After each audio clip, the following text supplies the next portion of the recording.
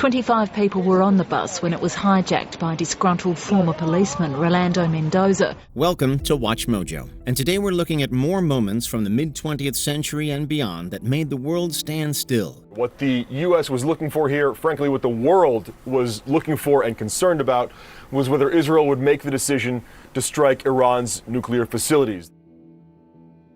Assassination of U.S. President John F. Kennedy. Good afternoon, ladies and gentlemen. You'll excuse the fact that I'm out of breath, but about 10 or 15 minutes ago, a tragic thing, from all indications at this point, has happened in the city of Dallas. Let me quote to you this.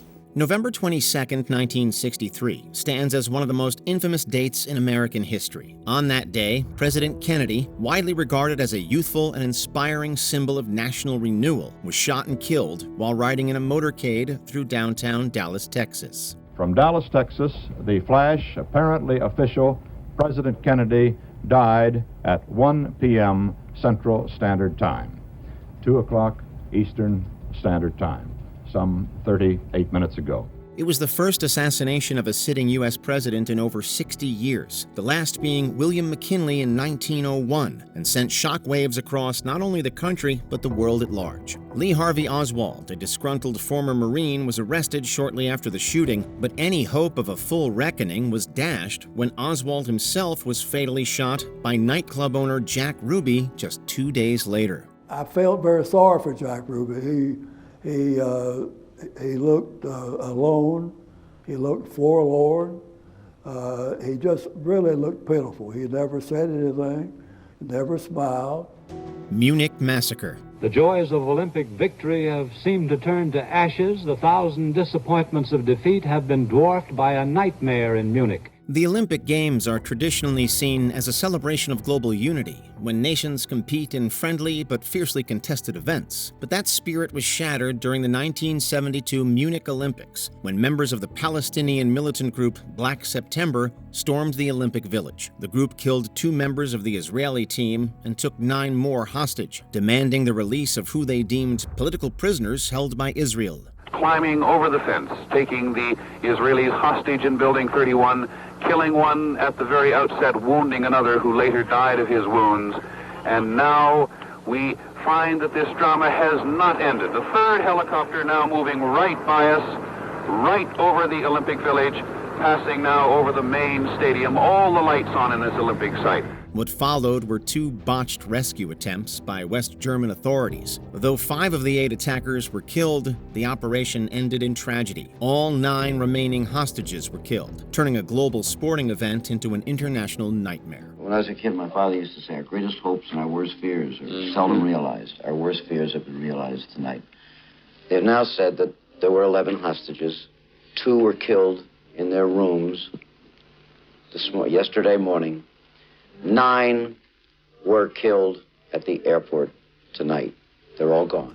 Challenger disaster. It was a bitter cold but sparkling clear morning at Cape Canaveral. Here at the last seconds of the countdown. 3, 2, 1, and liftoff.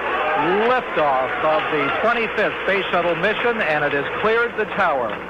All the communications between the shuttle and mission control indicated everything was going fine. It's hard to deny that President Ronald Reagan's Teacher in Space project was driven by good intentions. Designed to promote science education, the initiative aimed to send educators into space to inspire their students and the general public. 11,000 applicants later, Krista McAuliffe, a social studies teacher from New Hampshire, was selected as the first civilian to participate. Has it all hit you yet?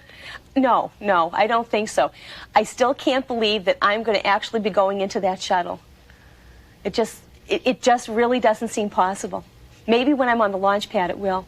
Her involvement piqued national interest, and the launch of the Space Shuttle Challenger on January 28, 1986, was broadcast live to millions of viewers. Just 73 seconds after liftoff, the shuttle broke apart due to catastrophic mechanical failure, killing all 7 crew members aboard. We mourn 7 heroes: Michael Smith, Dick Scobie, Judith Resnick, Ronald McNair, Ellison Onizuka, Gregory Jarvis, and Krista McAuliffe. We mourn their loss as a nation together.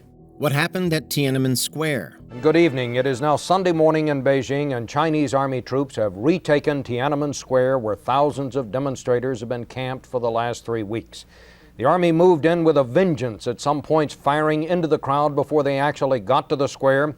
By some counts, more than 100 people are dead, hundreds more are injured. Widely regarded as one of the most consequential moments in modern Chinese history, the 1989 Tiananmen Square protests and the violent crackdown that followed cast a long, ominous shadow over the nation's future. What began as a student-led call for political reform, including demands for democratic governance and greater freedom of expression, quickly snowballed into a massive pro-democracy movement. At its peak, the crowd in Beijing's Tiananmen Square is estimated to have numbered over 1 million. Alarmed by the scale and persistence of the demonstrations, the Chinese Communist Party declared martial law. In the early hours of June 4th, government troops and tanks moved in, resulting in violent confrontations and the deaths of hundreds, possibly even thousands, of unarmed civilians. And in Los Angeles and San Francisco today, indeed in every major city in America, there were tears. Tears for fellow students, for family members killed or wounded. Tears of worry waiting for news. Around the country, students made telephone contact with Beijing and then played the recorded messages for others. Invasion of Iraq. My fellow citizens, at this hour, American and coalition forces are in the early stages of military operations to disarm Iraq, to free its people, and to defend the world from grave danger. In the aftermath of the September 11th attacks, which claimed nearly 3,000 lives, the administration of President George W. Bush launched a sweeping global campaign known as the War on Terror. While the initial focus was on dismantling al-Qaeda, attention soon shifted to Iraq. In 2003, the United States invaded the country, asserting that Saddam Hussein's regime was developing weapons of mass destruction and posed a threat to global security. I'm Kerry Sanders with the 2nd Battalion, 8th Marines. We're about 100 miles south of Baghdad, where they have made a rather huge discovery of a weapons cache that certainly exceeds anything the Marines ever expected to find. That is one of the bunkers. You can see the earth up along the side. Well, they found 120 bunkers just like that in this area. As explained by General Tommy Franks, the objective was to, quote, identify, isolate, and eliminate these weapons. However, the evidence supporting such claims was later discredited, and the invasion drew widespread international condemnation. The conflict remains a deeply controversial chapter in American history, often described as a resounding failure. Our nation enters this conflict reluctantly. Yet our purpose is sure. The people of the United States and our friends and allies will not live at the mercy of an outlaw regime that threatens the peace with weapons of mass murder.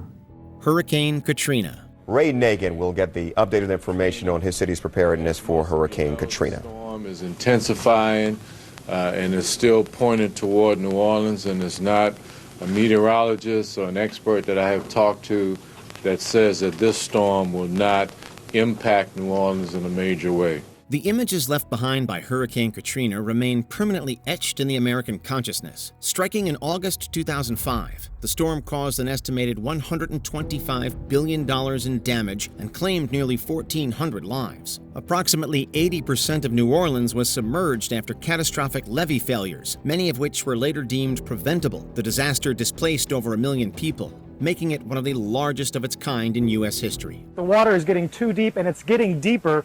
We're told there's a hospital about 6 blocks away, and we're going to try to make it there. Each encounter gets more and more profound. We got people in 3-story houses that's still trying to survive out in the houses.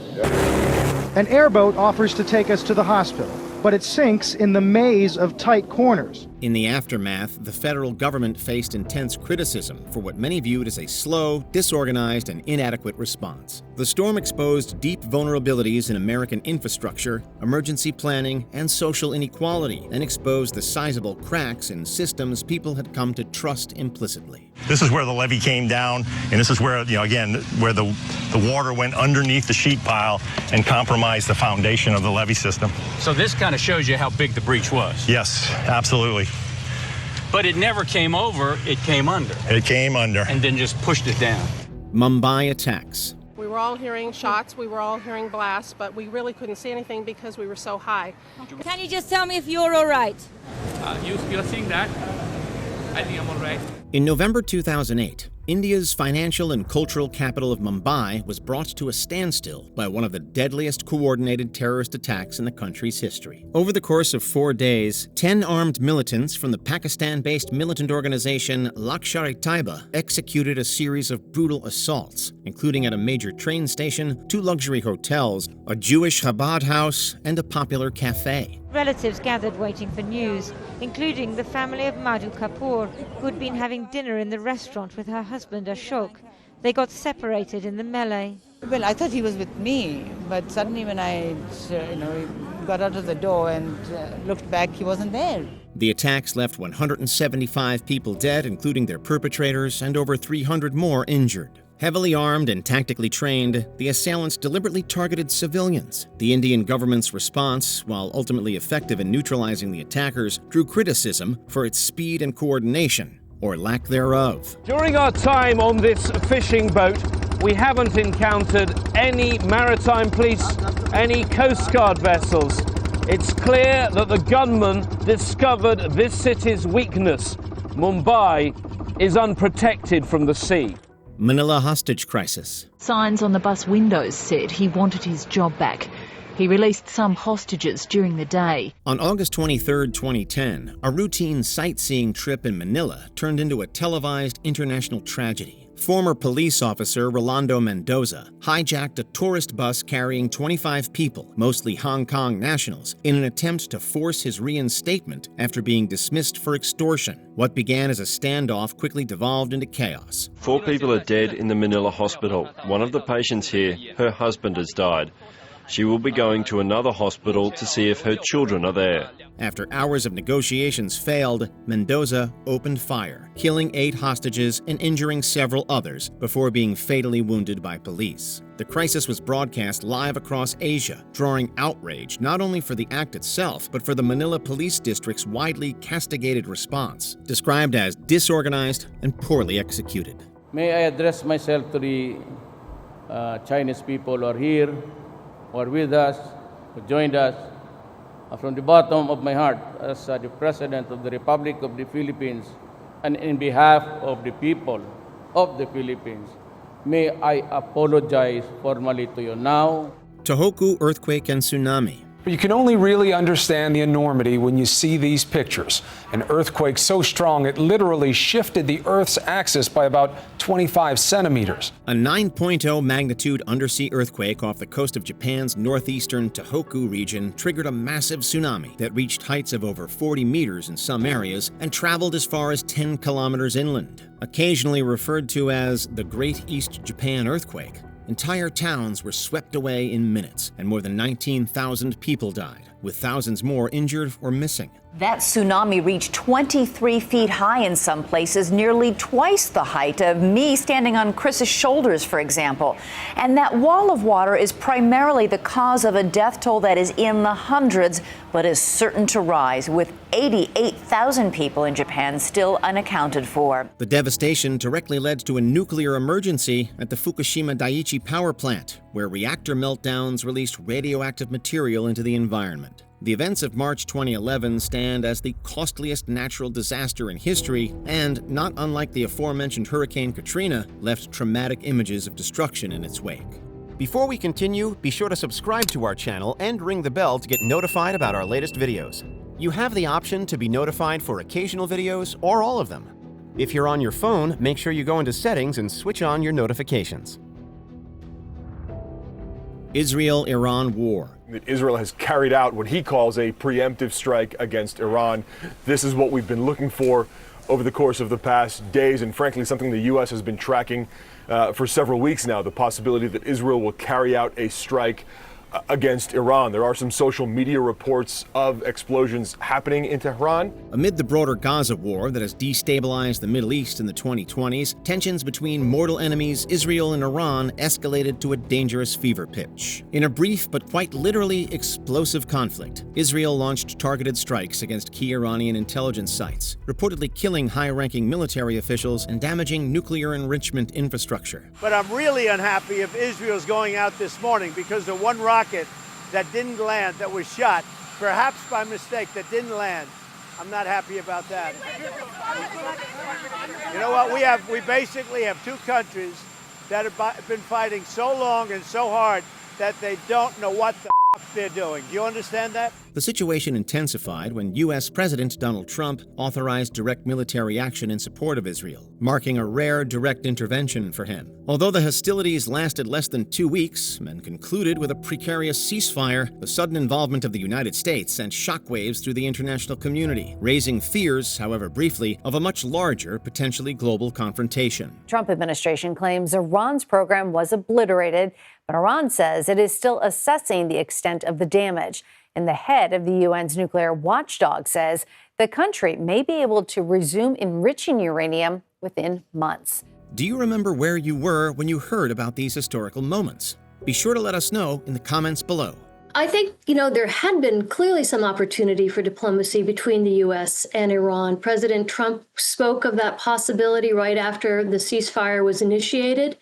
But unfortunately, I think now we're seeing not only the rhetoric, but actions going in the other direction.